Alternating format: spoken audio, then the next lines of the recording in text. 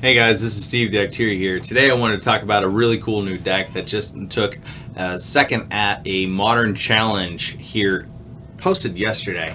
Really cool deck. I'm going to call it Dragon Turns, and you'll see why here in a second. Anyway, let's talk about it. It is a 4-color blue, red, green, white. And MrRaeb here took it to a 6-1 finish for second place. Very good job, sir. Keep it up. Keep your brewing. You're doing great. Now, let's talk about the dragony part of our Dragon Turns, and that is going to start with Velomachus. Velomachus is a 7-drop, 5/5 flying, vigilance, and haste. Whenever Velomachus attacks, look at the top 7 cards of your library. You may cast an instant or sorcery card with mana value less than or equal to Velomachus Lorehold's power from among them without paying its mana cost. Put the rest on the bottom of your library in a random order. So the cards we're looking to cast off of this, obviously everything, but we're really looking at is our 8 copies. We have 8 copies of Take an Extra Turn card. We have 4 copies of Savor the Moment that says take an extra turn after this one. Skip the untap step of that turn for 3 mana, 2 blue, and generic. Or we have 4 copies of Time Warp. Time Warp says take an extra turn after this one for 5.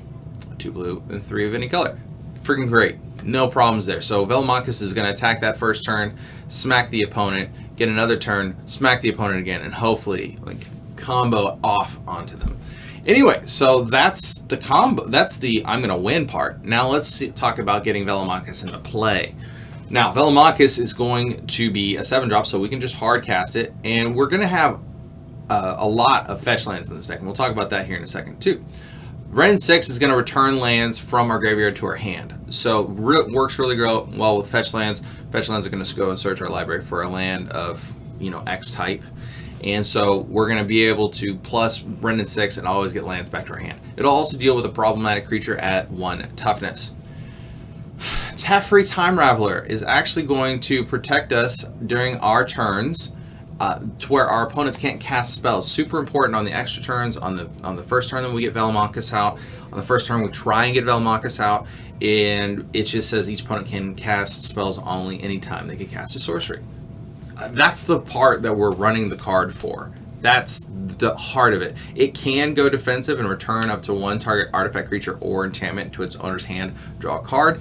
Can do that.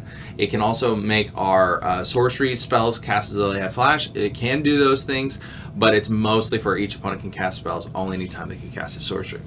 We like it a lot. So let's talk about cheating our Velomachus into play. So we have Indomitable Creativity, which is the 3 red and X, if you're not familiar. It says destroy X target artifact and or creatures. For each permanent destroyed this way, its controller reveals cards from the top of his or her library until an artifact or creature is revealed. Exiles that card. Those players put the exiled cards on the battlefield, then shuffle their libraries. So it can target your opponent's stuff, but we don't care about that. We want to target our own stuff. So we need creatures in play to target with Indomitable Creativity. And as soon as we do that, Indomitable Creativity goes off and gets Velomachus of Lorehold, because we're not running any artifacts and we're only running 2 creatures, and that is 2 copies of Velomachus. So we're always going to get Velomachus off of our Indomitable Creativity. Velomachus is going to come into play with haste, smack our opponent, then go hopefully grab off the top 7 cards of our library, a Savor the Moment, and take an extra turn. Whoa! But we need targets for Indomitable Creativity. So where are we going to get our targets? Well, we have 4 copies of Dwarven Mine. Dwarven Mine is a mountain. Very important. We'll talk about that in a second. Dwarven Mine enters the battlefield tapped unless you control 3 or more other mountains. So you need a total of 4 lands.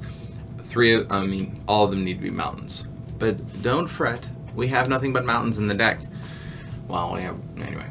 So we have Ketria Triumph, taps for 3 different colors, is a mountain. We have Ragoon Triumph, taps for 3 colors, is a mountain. We have Sacred Foundry, is a mountain. Steam Vents, mountain. Stomping Grounds, mountain. Mountains. And then we have 12 copies of fetch lands to go and get our Dwarven Mine.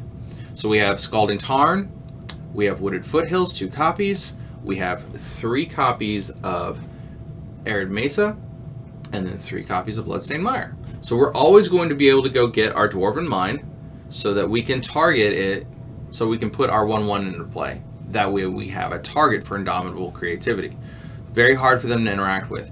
Even if they are killing our 1/1 tokens, now we're just getting a bunch of land into play, and then we can just hard cast our Velomachus. Either we Indomitable Creativity it, or we just hard cast it.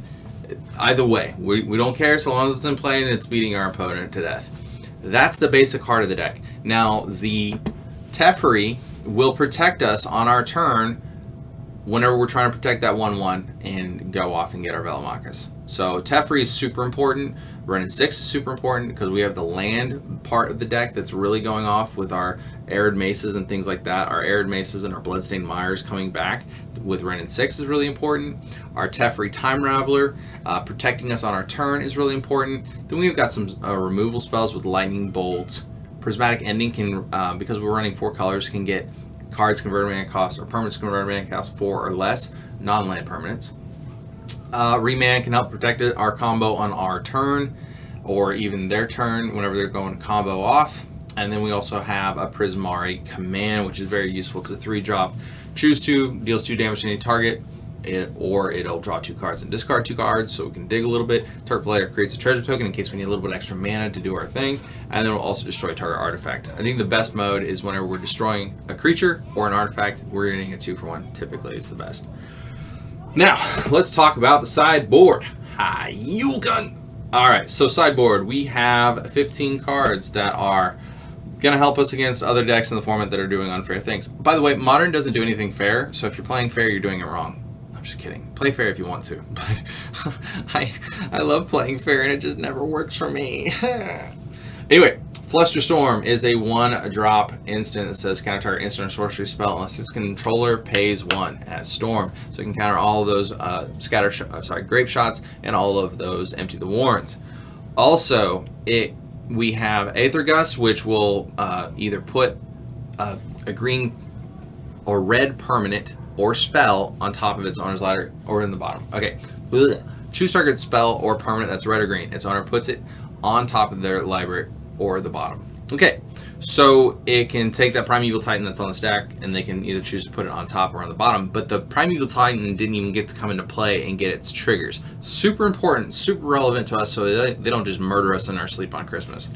Alright, next up we have some Celestial Purges to deal with problematic Liliana of the Veils. It'll deal with Liliana, Death Shadow. It'll deal with Monastery Swiftspear, Scourge of the Skyclaves. It'll deal with another Renin 6. It just does so much in this format. Red and black are so powerful.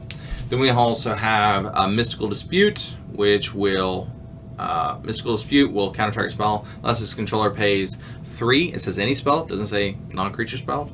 And it says the spell costs 2 less if cast if it targets a blue spell. So it can be used in non-blue situations, but it's much better against those other blue control decks. Then we have Jace the Mind Sculptor, another copy for more draw and or more fate sealing. And then we also have Teferi, Hero Dominaria. I think Teferi's in here for anti-mid-range. It's 1 blue, 1 white, 3 colorless, +1, draw a card at the beginning of the next end step, untap up to 2 lands. That's good, that's just value. A -3, put target non-land permanent into its owner's library 3rd from the top. So we call that tucking. So we'll put it 3rd from the top. And then you get the emblem, and nobody ever uses that. Anyway, it says you get an emblem with whenever you draw a card, exile target permanent opponent controls. I mean, I don't think I've ever seen anybody get that to go off. But then we have our transformative sideboard of 1 card. If you're not familiar, Indomitable Creativity has been used in the past mostly to get this big bad girl right here. Emrakul, the Eon's Torn, is a 15/15 flying protection from color spells, Annihilator 6. So good. So good. So Emrakul has traditionally been the one creature that we're going to be playing in our deck with Indomitable Creativity. Well, this Velomachus Lorehold is a new take on this kind of same deck.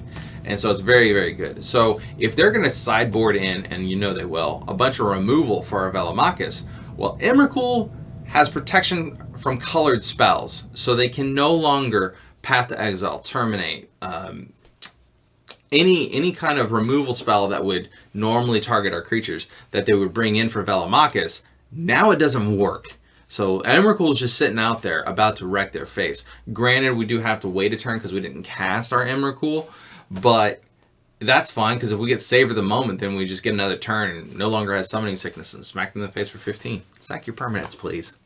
So good. So good! Anyway, guys, this is the deck. It's super straightforward. If there's something I really missed, please let me know in the comments below. Please like, share, comment, subscribe. If you like this kind of content, please tell me as well. I'm doing new decks that enter the format and do well in tournaments. I'm doing deck text for those decks because I feel like they're the spice of meatball. Anyway, guys, love you. Bye. Deuces.